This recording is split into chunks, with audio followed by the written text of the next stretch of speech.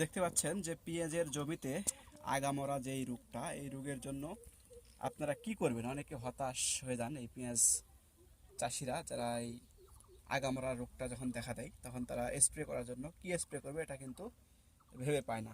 তো চলুন আজকে দেখানোর চেষ্টা করব যে আপনারা পেঁয়াজের আগামরা রোগে কি ব্যবহার করবেন এবং কি স্প্রে করবেন।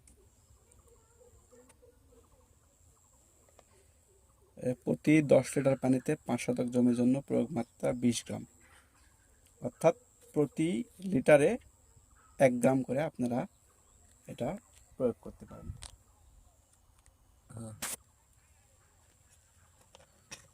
হচ্ছে স্কয়ার কোম্পানির, এখানে 500 গ্রাম ইউপিডন আছে প্রতি কেজিতে।